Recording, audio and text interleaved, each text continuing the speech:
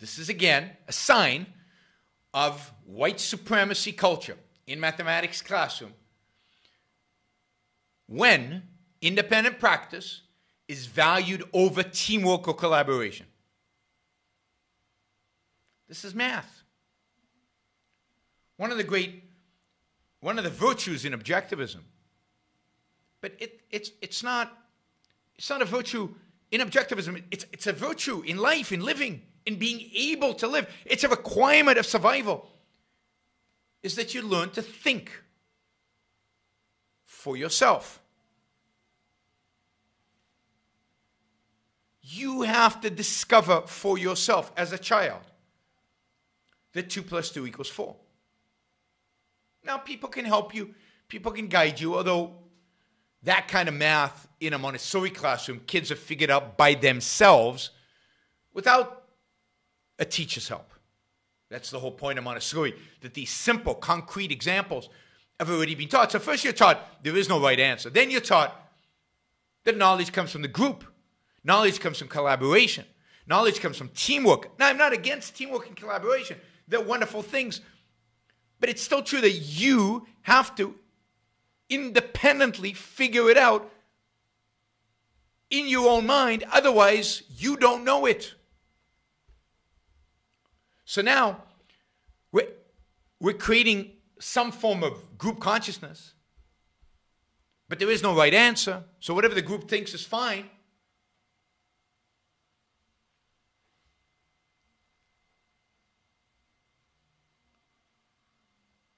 Here's another one. You know there's white supremacy culture in the mathematics classroom when students are tracked into courses, pathways, and within the classroom. So the idea that you might, if you study, algebra, then you're ready for more advanced algebra, and then ultimately you're ready for calculus. And we'll get to this. They really find that offensive. But the fact that you're tracked, the fact that somebody keeps a record of that fact, the fact that somebody's monitoring your progress and maybe even giving you advice on what the next class should be and how you should progress through the structure of mathematics, that is wrong. There's one related to this. Let me just find the one that's related to this.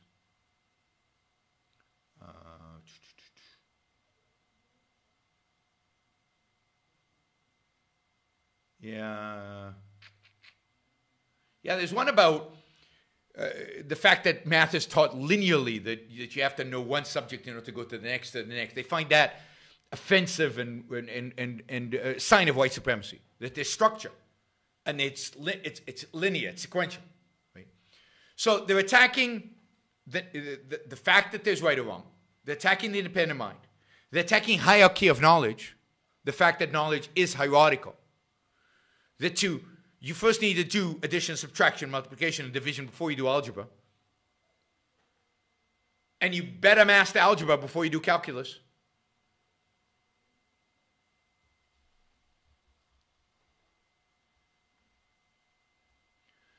One of the things that really expresses white supremacy is when teachers teach mathematics the way they learned it.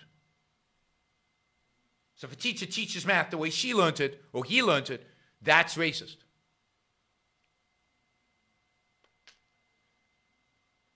It's racist. It's racist. To think that teachers are teachers and students are learners. That's just so hierarchical. That is so ridiculous. Now notice an intersection here between this anti-racist stuff and progressive education. John Rawls' theory of progression, not John Rawls, Dewey's views on progressive education. Education is not to teach, to convey knowledge, to convey methodology of knowing. This is about, education is about socialization. It's not about teachers teaching. It's about students interacting. It's about socialization. So there's a heavy emphasis. If Dewey has not been successful enough in destroying American education over the last 100 years. Well, here we're going to give him another boost, this time in the name of anti-racism. Oh, here it is. It's racist. A sign of white supremacy. When math is taught in a linear fashion and skills are taught sequentially, without consideration of prerequisite knowledge. I don't know what that even means. The whole point of sequentially is to take into account prerequisite knowledge.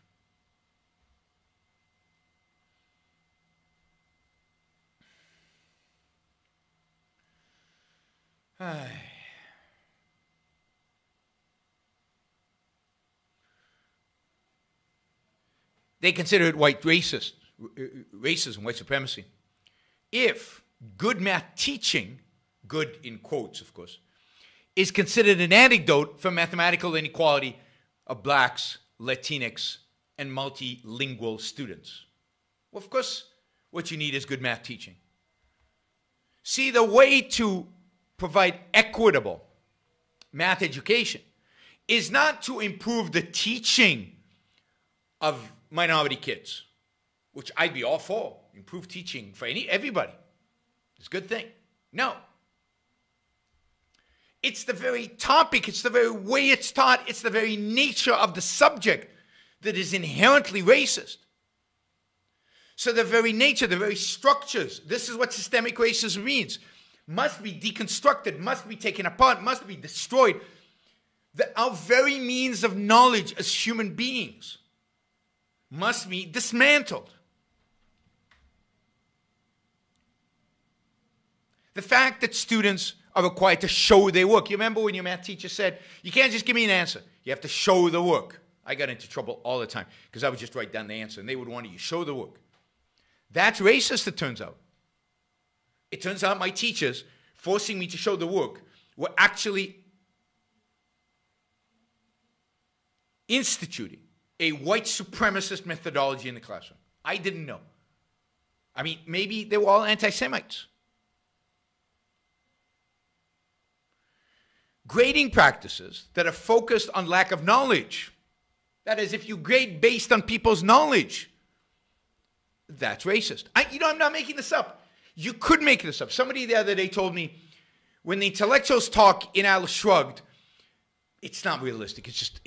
I mean, in all the reviews of Atlas Shrugged said, no, the villain's unreal. Nobody talks like that. Ayn Rand couldn't, in her most darkest moment, have imagined this.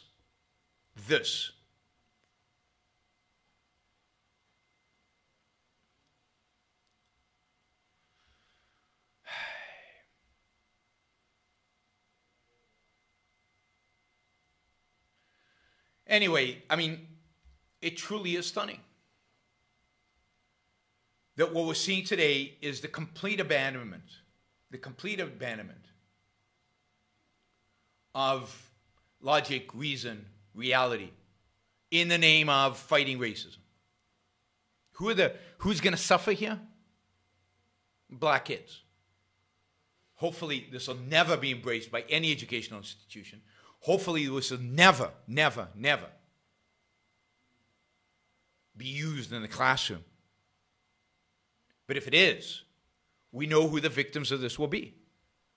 Will be kids who graduate from school with an inability to do basic math. Kids who graduate to school with a built-in skepticism of everything, of reality. Kids who know nothing, who cannot think, who are not fit to work, who are not fit to man a cash register. Never mind design a computer. Never mind send a man to Mars.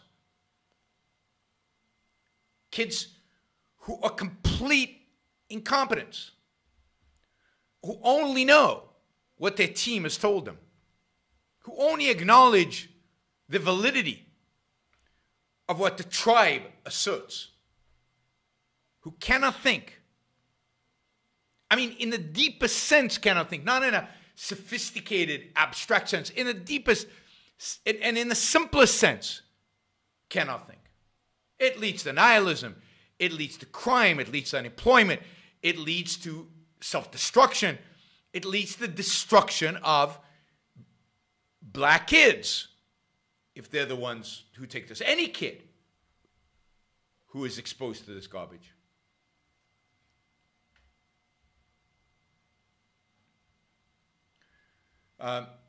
John McWhorter, who is excellent, and I encourage you guys follow. John McWhorter happens to be black, but he is a linguist professor at Columbia University, I think, Columbia.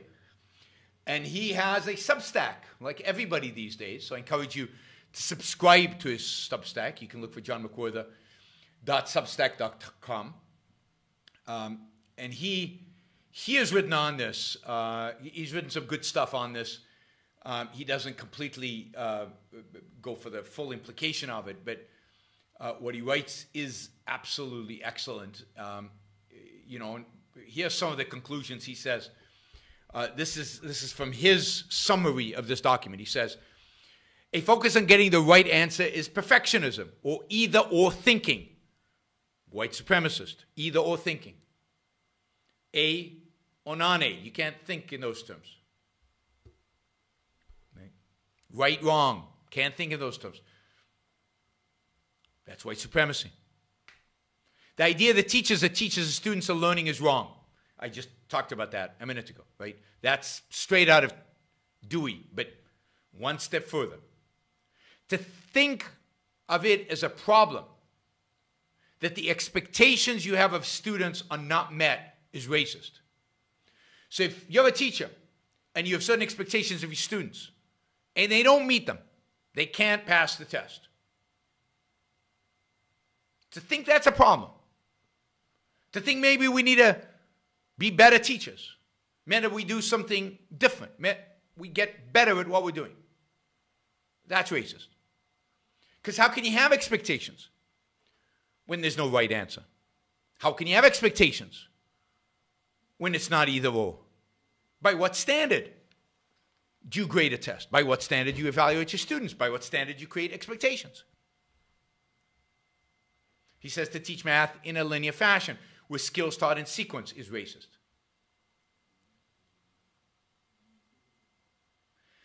He says, he gives another example of what they consider racist, to value procedural fluency.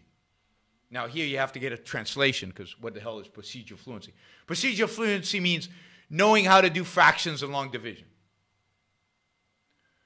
To value that, actually knowing, over what they call conceptual knowledge is racist. Now, what is conceptual knowledge? Conceptual knowledge is more to know about the history of math, the sociology of math, the race of the mathematician who discovered the particular form of math. So what's important with math for black kids is to try to do it. Try to do it. Not to actually do it. Again, there's no right answers. To require students to show their work is racist. Requiring students, this is a good one, I like this one. This one was not on the list, but it's somewhere else in the document. Document's a long document, so you can find a lot of stuff there.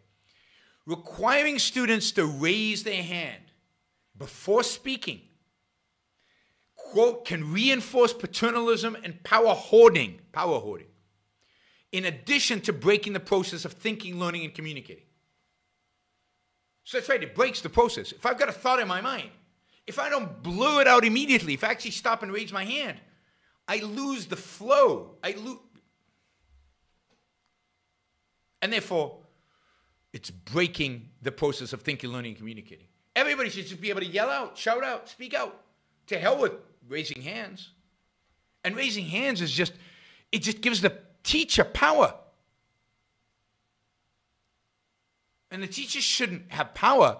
The teacher should be the student's equal. After all, a teacher is not a teacher. A student is not a learner. Everybody's learning from one another. They're all equals. Egalitarianism. So paternalism and power hoarding, those evil teachers who hoard all the power.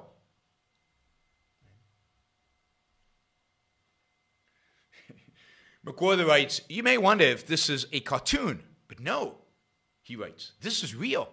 This is actually what this document tells us again and again. This, folks, is critical race theory. That's right. This is critical race theory. By the way, one of the things black kids should learn about math is they should learn a lot about black mathematicians. They should, for example, spend time learning the traditional Yoruba, I don't know where Yoruba is, Yoruba approach to numbers. It turns out the Yorubas use base 20. Base 20. They should learn the history, the sociology, the race of the mathematicians. Whether the math is right or wrong, whether they are true or not true answers, whether calculus actually solves real world problems, that's not relevant. What's relevant is the color of the skin of the people who invented or discovered calculus. What's important is what some tribe who never actually applied the math to anything important, as far as I can tell, and maybe I'm missing something, how they do addition and subtraction. Much more important. How we build spaceships to Mars. How we actually build computers, build buildings, build skyscrapers, build automobiles. None of that is important.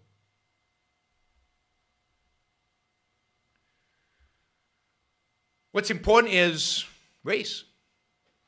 What's important is that these kids are oppressed and that they know it. What's important is, I guess, that these kids will know nothing when they graduate. Will be ignorant. Will not be able to make a living. Will be stuck. Now, the better kids, the smarter kids, the more ambitious kids will probably learn some math by themselves, but not very well, because there's a reason why we have teachers. And maybe if their parents have money, they'll send them to some kind of tutors or whatever, if the parents don't buy into this nonsense. But most of these kids will just never know any math. They will grow up knowing that they are victims. They will grow up knowing that they're entitled. They will grow up unable to get a job, unable to behold a job, unable to do anything, unable to do the fundamental mental work necessary for human survival. And that is a crime. That is evil. There's nothing more evil than this. I mean, the only really hope is that this is so ludicrous, so ridiculous, so pathetic, so insane, that nobody's going to actually do it. I mean, one wonders who are the people who write this? What kind of, quote, thinking they engage in.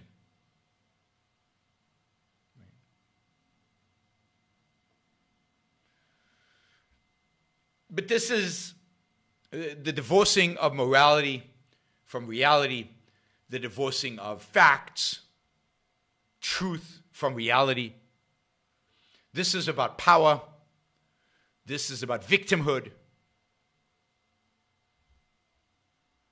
This has nothing to do with mathematics. And this is going to be at the expense of a generation of young people.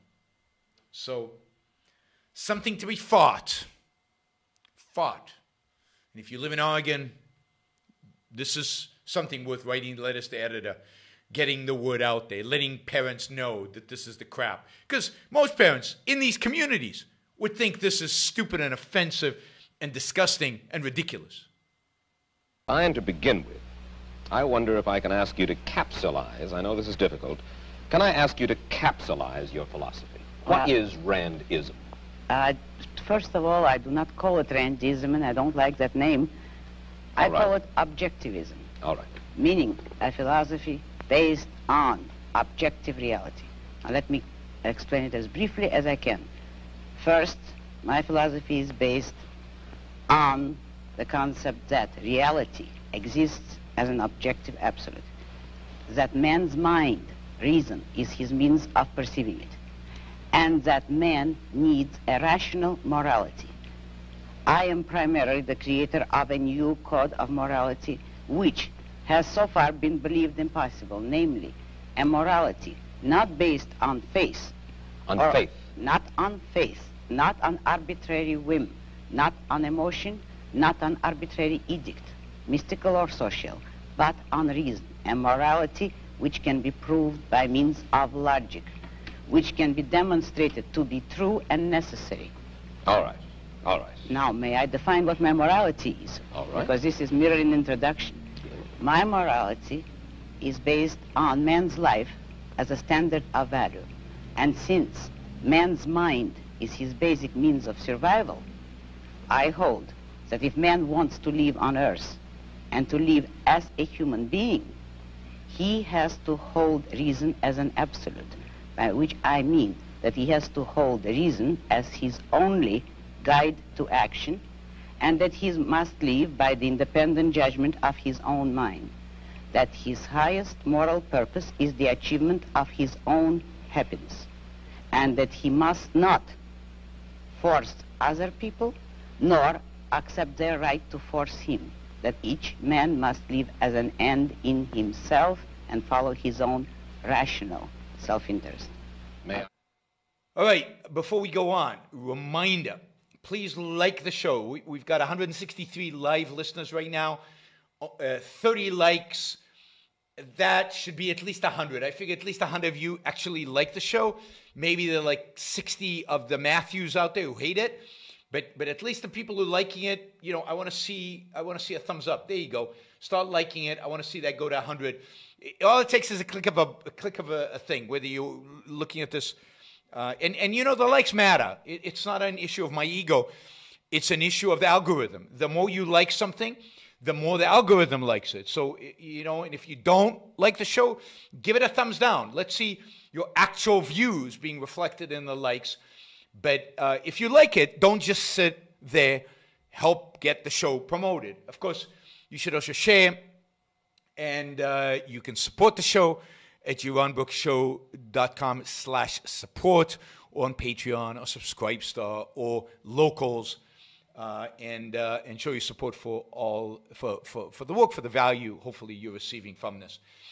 And of course, don't forget, if you're not a subscriber, even if you just come here to troll, or even if you're here like Matthew to defend Marx, then you should subscribe, because that way you'll know when to show up. You'll know what shows are on, when they're on. You'll get notified, right? So, yes, like, share, subscribe, support. Like, share, subscribe, support. There you go. Easy. Do one or all of those, please.